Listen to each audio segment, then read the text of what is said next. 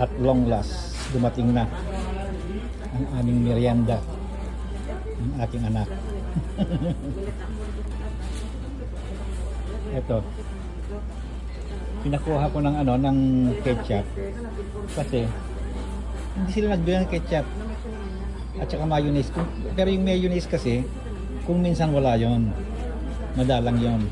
Pero ketchup lang meron. Kaya pinakuha ko ng ketchup. Kasi dati may kukuhanan ka dyan na yung pump. May mga maliliit na parang cup na maliliit na ganun lalagyan mo.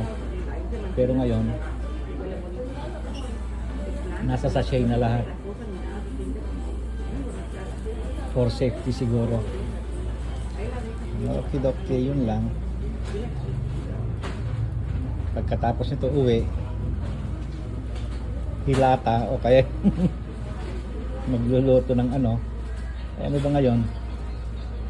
Thursday, hindi bumibili ng pagkain ng kasama kapag Thursday madalang. Monday, Wednesday to bibili yon. Kahit tambak pang pagkain bibili yon. Yun ang niya yun ang routine ng buhay niya bumili ng luto. Okay, yun lang. Lamon na. Ang tagal yung anak kong kumuha ng ng ketchup, ako na pupunta. Bye.